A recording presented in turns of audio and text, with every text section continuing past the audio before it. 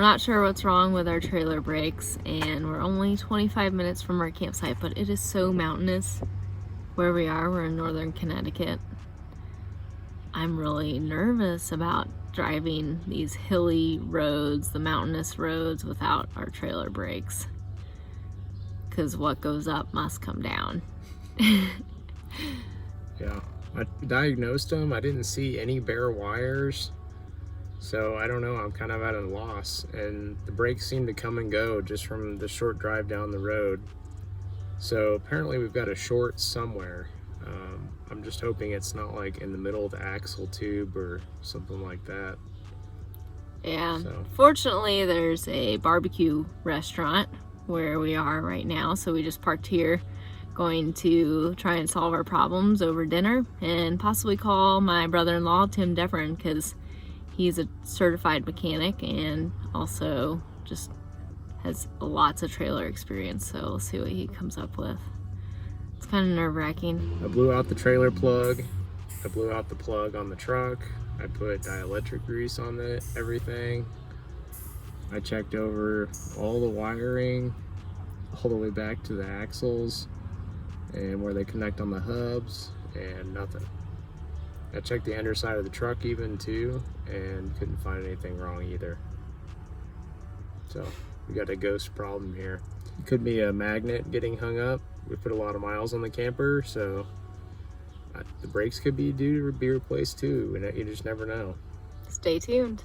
We just added 800 watts of solar to the camper, and I just grounded back to the frame. But it wasn't near any existing grounds that I know of. The solar still shows lights though.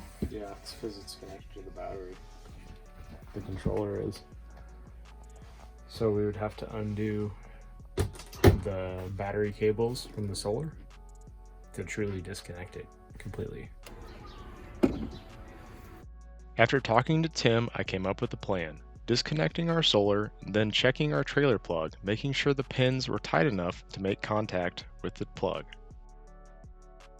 It's like when you're a kid and you're doing that little game. It's like, which one does not fit in with the rest of them?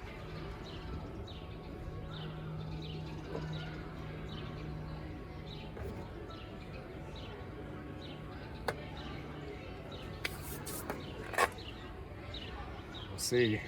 I don't know. I'm not too confident. Still trying to diagnose our trailer brake issues. This is really frustrating. We're 17 minutes from a service center and it's Sunday. No one's open, so we don't even know if they have availability tomorrow.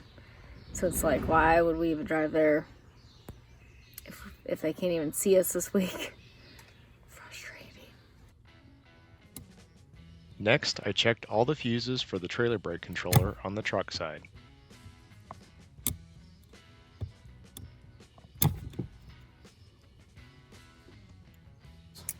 Do you really think it's the truck? What do you mean? That's what we're testing. See if it's the controller. Aha!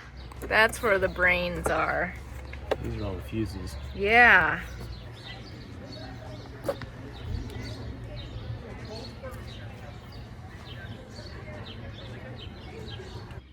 I looked over the connectors at the hubs, then verified I was getting power to each prong at the trailer plug of the truck.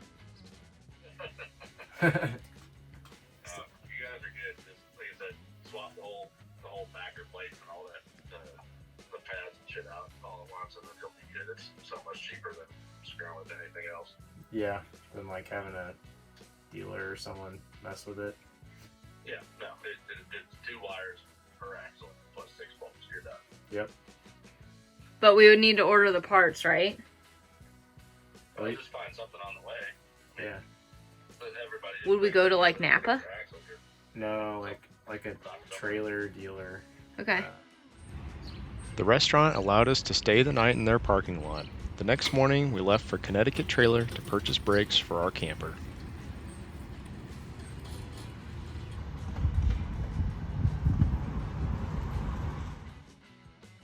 With the new brakes and backer plates, we found a commuter lot down the road to swap them out.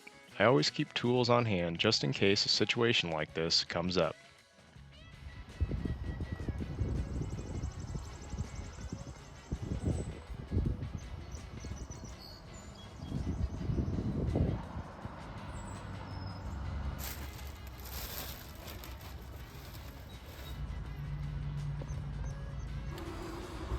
Well, it's 12:30. I thought I had the fix, and when I went to go put the hub on, turns out the new brakes were like 2 1/4 inch deep, and the ones we have are 1 1/2, so it wouldn't fit. So back to square one. We had to call the trailer company that we got the brakes from, and they're contacting Dexter to try and figure out which parts we need.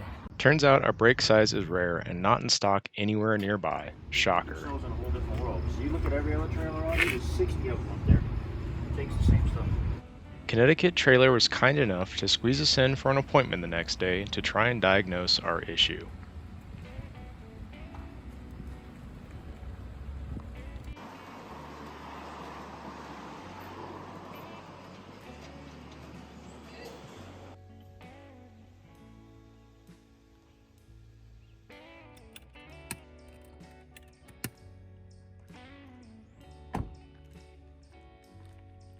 We found a nearby park to post up for the day and work out of the truck. Our Rhino Rack awning has become our best friend for situations like this, giving us shade from the sun and reducing glare from our computer screens.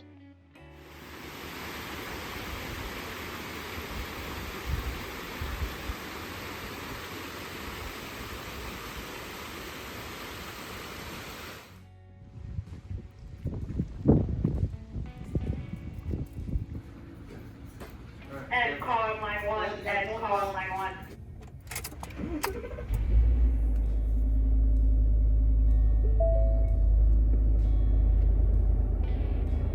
Working on a weekend like usual. Okay, they're connected. Okay, you want to test out the brakes? Nice. Connecticut Trailer took care of us. We got the axles serviced, they fixed the brake issue, turned out to be the plug, replaced the whole whip, got everything rewired with some upgraded wiring. We're back on the road.